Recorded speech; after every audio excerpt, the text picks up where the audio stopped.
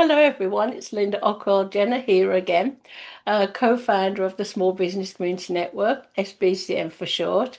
And we're continuing with our series of members of the SBCN who are experts in a certain arena.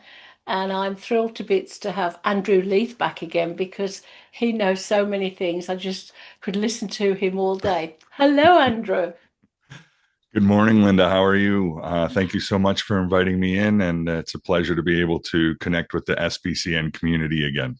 Yeah, I'm excited because um, everything you say, I managed to take in, and then I start thinking about it after and think, wow, that's a really good idea. That's a good tip. So I'm thrilled to bits you can come back, Andrew.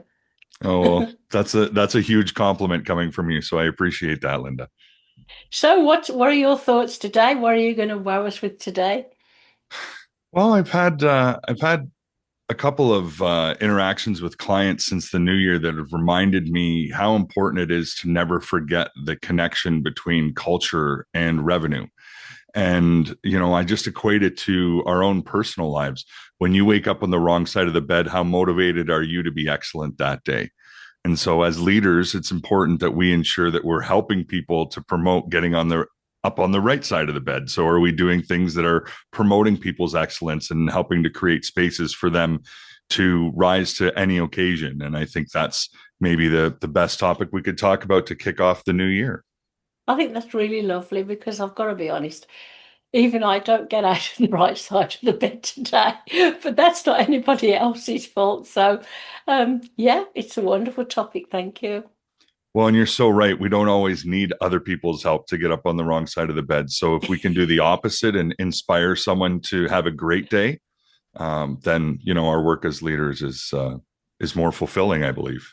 Yeah, I have to say, from the day I met you until now, I always feel safe in your company, and I always feel Hmm. like you're there for me, and you are more interested in the person you're talking to. And I think it's wonderful that the work you're doing because you're helping so many people.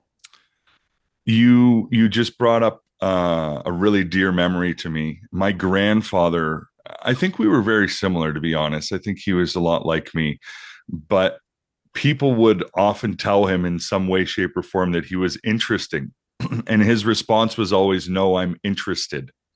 Oh, wow. And that's exactly like you, interested. And that, I think, is something that a lot of people in business today, sadly, are not interested. They may be interesting, but it seems to be all about the sale, the sale, the sale.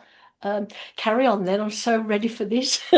No, well, I think you know this. My whole philosophy about sales is relationship building. And if we can't build strong relationships and trust with people, let alone our clients, we're probably not going to have all that much success. And so I realized that sales cycles have changed and the processes have changed with the advent of selling online and digital communication. But I really truly believe that people crave that human interaction and genuinely caring about what's going on in someone's day or being genuinely interested in what they do or their passions can really evolve a conversation and leapfrog a number of meaningless conversations. And so I tend not to talk about products when I'm selling. I tend to talk about the people that I'm selling them to, understanding their lives, their needs, their fears, their pains, and then seeing how that product can connect with them. Because I've always felt that, there's a saying that says, people know what they want to buy, but they actually buy for emotional reasons. And so if you can't connect a customer with an emotional reason to purchase your product, you're dead in the water. And, I've said that to people and they challenge me, oh, well, I sell IT products. How passionate or emotional are you going to get about IT products? But you can talk about the frustrations that people incur when their IT products aren't working properly. And if you can draw that parallel between the emotions that they're having when they need your product, you probably have a customer. So you use the word culture. Mm-hmm. So this is a different um, way to look at culture, isn't it? Because most people think it's about, where you were born, what kind of, food you like to eat, Mhm. what religion you are. So this is a really good take on a different kind of culture. What made you think about this, Andrew? Yeah, you know what? That's a great point, and I'm glad you drew the parallel there because I think it's important to differentiate. Although I believe that the cultures are the same, they're just based on the environment. So if I come from Scotland, I might eat haggis. I might enjoy long walks on a rainy day. There's all sorts of cultural things that are intrinsic to the geographic location of where that culture exists. Think of a Yeah. company as exactly the same. My Hmm. company creates a culture, whether I know it or not. And that's not only in the way that people interact. And so I've developed what I call the three pillars or three P's of culture, and that's people, process, and product. And so let's start with people. I talk to solopreneurs or small businesses all the time and say, we don't have a culture. We're only three people. Well, how kind are you to yourselves as three bosses existing in an office who are all in a position of authority? Are you being nice to yourself? Are you creating a safe space for yourself to be most excellent? Or are you pushing yourself to the limit? And then at the opposite end of the spectrum, I've worked with a number of large multinational software companies, and there's often a disconnect between upper management and the culture beneath. And they don't realize that that disconnect is actually perpetuating a negative culture. And so I always say that communication is such a huge part of creating that people pillar and ensuring that people understand at all levels that they're involved in the communication and that they're heard. Oh well, I wish a lot of the larger organizations thought like you. My thoughts on this is a lot of startups are very much like you are talking about, and they care about each other. They care about the culture, if somebody's happy, if somebody's being heard. And as the organization grows, I've seen so many, um, I'm going to say toxic elements come into those organizations because it's all about the money. Right. And if we think about the people first, not only will we retain the best employees, if we think about the people first, they'll have good health, and they'll offer more of their experiences and be more open. Is that correct? Oh, absolutely. If you feel like you're in a safe space where you're encouraged and empowered to be your most excellent, are you not going to want to provide that heightened level of service? Or are you not going to feel a higher level of accountability to the projects that you're working on? And I think you've actually just created a perfect segue into the second pillar, which is process, because you're right. I'm in a startup. I'm injecting resources back into ensuring that my team's mental health is safe, that my team's enjoying their job, that I'm right sizing the roles for the people. But am I creating processes that are going to stand the test of time? So have I created processes that support the five people in my office as a startup? Or am I starting to think about what it's going to look like when I have 10, 20, 50, 100, 1,000 employees? Yeah. And this is where people who are really conscious of people culture lose scope of the fact that process can absolutely destroy people culture just as much as a poor people culture. And so, one of the things that I talk about with startups, because I am heavily involved in the area with startups at Communitech and the Accelerator Center, and working with small startups to ensure that they understand that you are going to run into these roadblocks. It's not a if, it's a when. And Mm. if you don't start thinking about these things now, you might take the power out of your hands. So I think your example is perfect. You've got a local startup, passionate about the people that work with them, but also passionate about growing their company and reaching as many people as they can to affect as much change as they can on the world. So they get approached by other companies who want to help them grow. Maybe they're approached by equity and they're purchased. If they don't have a strong pillar of process that is already functioning, that that will be stripped away from that company and a new process will be added in, and it won't care about the people. And I worked in equity for years, and as much as I learned amazing things, the one thing that I also learned is money loves ones and zeros. It doesn't really care about the people. And I've seen companies maximize their valuation while also destroying the internal cultures of those organizations. And I try to help my clients to realize that they can have both. You just have to start the strategy as early as possible, just like you would with your process strategy. You are making such an impression and improving so many people's lives by being part of this community in particular where we all live and work, because what you say is being passed on, Andrew. How you say it is very important. And people now are listening to you and passing on your words of wisdom. And I'm hoping against hope that more people hear you so that, they can think more about the people culture, because we sometimes think, oh, well, they give us a good salary, they may give us, I don't know, time off, holidays and stuff like that. But if you don't care about the people, and what is the third one? We've got one more, have we? Another pillar? We've got The third one is product, and I definitely product. want to talk about that, but I want to take this opportunity to speak directly to anyone that's listening and understand that I'm not great or all that different or all that smart. I lived this. I almost died by allowing myself to be pushed by corporate America so hard that Oh, something inside me burst. And Linda, that's not a cute little analogy. Something inside oh, me actually burst. I had an emergency surgery to have a large chunk of my intestine removed. oh, Afterwards, I found out that my cortisol levels were through the roof, and that was most oh. likely related to stress induced diverticulitis. And so my body lacked the ability to heal while I was too busy putting 100% of myself into an organization that didn't care about me. I was slowly dying inside. Oh, Andrew, And that's it so sad. So sad. it took that falling off a cliff and hitting the ground hard to realize all of these things that I talk about. So I want anyone who's listening to realize this isn't me standing at some pulpit preaching something I haven't lived or some fancy idea that Chat GPT gave me. I'm passionate about having this conversation because I almost died and had to go through the gambit to realize there's a better way. There's a way that we can do it where we can retain our soul, where we can empower and uplift the people around us and be successful.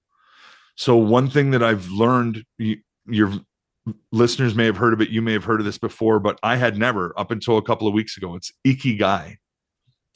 So ikigai is a Japanese philosophy about encompassing all of the things about us that make us great into the thing that makes us whole. Oh, And so for my life, I took the things that I was really good at and I thought that was my value. And the things I was really passionate about that probably could have affected change on the world was more of like a hobby. And now that oh, I've smashed those things together and have found the faith to be able to speak my true voice and understand that I have value as an analytical executive, but I have just as much or more value as a creative, passionate leader who wants to help other people to grow and learn. And so if anyone's listening and they feel like they have a dichotomy in their life, they have two sides that never shall meet, never shall shake hands, please introduce them, because when you can bring both of yourselves to that boardroom, you will bring your excellence. You will find parts of you that you didn't even know existed. that's absolutely wonderful. I'm sure when you tell that story on the stage, your audience are almost in tears, because you are such a strong man and you are such a good example of how humans should be.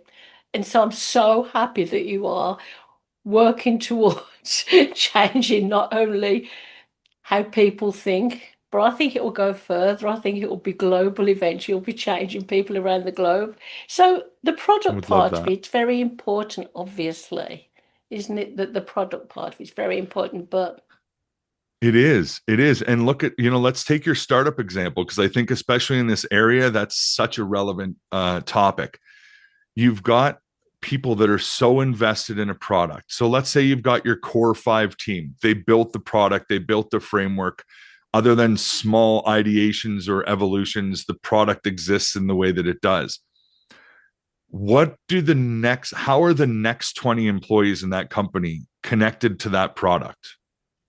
And now when you've got 1,000 people in that company, how are they connected to that product that was yeah, really developed by the initial 5 founders. And so it's finding ways to allow your employees to have a voice, to bring them into the R&D process, or at least pull back the curtain so that they feel like they're part of that process. Because once we have buy-in, we have accountability. Once we have accountability, we want to be part of something. We want to see it grow. We want to see it flourish. Mm-hmm. If we're just told to have accountability, we all know what that leads to. And so I think there's a lot of leaders telling their teams to be accountable, but not actually showing their teams what that looks like. You've hit the nail on the head, and it can cause a lot of stress and frustration from, what my clients have told me in the past, for my, as a consultant, a business consultant, the personal side of that person who feels left out and feels more like a machine than somebody who helped build this success of this business. You get where I'm coming from? 100%. Mm-hmm. 100%. So when you get into large software companies, they begin to silo specific aspects. And I'll just speak of the sales process. Mm-hmm. So you've got a sales executive, but you also have a sales engineer. So the engineer is directly connected to the products. They feel some intrinsic connection to the product because they're involved in a base level. Oftentimes the sales team lacks that connection to the products they're selling. So all they're actually doing is reiterating some verbiage that they were told to speak to customers, rather than actually passionately connecting with that product and being able to explain it in a way that would resonate with anyone. Mm-hmm. And I've seen this time and time again, where salespeople are passionate about the money they're making. They're passionate about the awards they're receiving, but they're not really passionate about the product that they're selling. And I think that's a shortcoming of sales organizations, to not build that internal pride in their sales team to know that they are selling something they're proud of, or selling something they understand. Yeah, that's a great point, Andrew. I think it's something that's not discussed a lot out there, because basically A doesn't want to upset B and B doesn't want to upset C, and everybody needs a paycheck. But this is just amazing. This is why you are a true leader. You are a leader. You are, I'm not going to say this is the right time. We wish that you could have been around, because startups in our area, oh my gosh, I've been in now 30 years in this part of this, where we live, Waterloo region, whatever you want to call it. So startups have been starting here and growing and all the rest of it. And the people part of it is very much missed out, which is why I admire you greatly, and why your success and your growth is up there now, because you are authentic, you are knowledgeable. But a true leader doesn't say, this is what I think. No, this is what I know you should do. This is what I'm telling you to do. You go through the whole process with people, and it's just wonderful the way you explain it. So the kind of businesses you're working with, they must have a really, really good idea now how to move forward, because basically you also tell it in such a way that I can understand it from a different perspective. So that's quite a gift, isn't it? It's funny. I think that stems from my time working in IT. And, there are people that speak ones and zeros, and there's people that speak English, but there are also some people that sit right in the middle. Yeah. And that's sort of me. Like, I've always been able to explain complex ideas in ways that the person in front of me can understand. And you might not know this, but I actually took communications at Brock University. And so communications was always something I was really passionate about. And one of the things that I learned there very early was, and it's a misconception, I think, people believe communication is what's coming out of your mouth. Uh-huh. Communication is how that is being received by the person that you're trying to explain it to. Wow. And so you can be as eloquent and well-spoken as you want, but if your message doesn't land with your audience, you weren't really all that eloquent. So I truly believe that it's important to make sure that you're explaining things to the audience in a way that they can comprehend, rather than trying to, overspeak everyone because you know a couple of fancy words. And also, I think we're very alike, and that's why we like and respect each other. Because I always say, I don't need a script. No. I don't need a PowerPoint. I speak from my heart, my lived experiences, and I don't delve into the topics you do because that's way past me. Seriously, I like to hear about it. I like to be part of it, but I know where my strength comes from and how I can help other people. And in the short time we've known each other, I have seen you actually. When I say growth, it's nice that your business is growing, but you as a business leader that now has more confidence and you now believe in yourself even more. And so for that, I think that's absolutely wonderful because if you believe in yourself, other people believe in you. You're bang on. And that is culture. Like that's culture. The people in a position of, I don't want to say authority because I don't think it's authority, but the people, there's always a few people in an organization that people look up to. And those are usually the trendsetters or the culture setters. And so people will emulate how the people that they respect in an organization carry themselves. And so I think it's hugely important for leaders to set the example. And I absolutely appreciate that you've noticed an evolution in me, and I have as well. And I think part of it is finding this center. So in the past, I may have been feigning excellence because I wanted it so bad. Now I do truly believe in the message that I'm speaking, and I just talk. And if it has value for people, that warms my heart. And if not, I hope they find something else of value in their day. But it's about authenticity, whether it's you or people in these organizations or people on the street, anywhere really.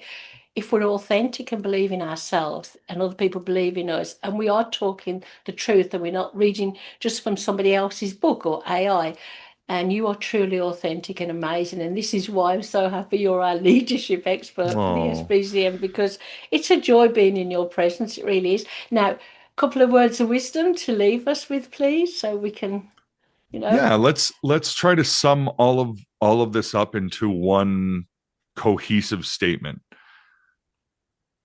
Very simply, culture and revenue are intrinsically connected. Culture is not how good your employees feel about the activities you're providing for them or the free lunches you're bringing in. Culture is your people, your process, and your product all working in tandem for the best results. And the one thing that I will say is challenge your assumptions about your culture, and you will find an opportunity for improvement. Wow. This is wonderful. I know that you've got a really busy day. This is why we have to stop there, but I'm looking forward to seeing you again in February. We're in January now, aren't we? I'm We so are behind. 2026. It's been a whirlwind. It's been a whirlwind, yes. I'm looking forward to seeing you in February with more words of wisdom. And thank you for your time. I really appreciate Absolutely, it. always. And thank you to the SBCN community. Always appreciate supporting you in any way I can. And Linda, it's always a pleasure. Welcome to 2026. Let's make it the best one yet. It is going to be brilliant. Thank you so much. Have a great day. Cheers. You as well.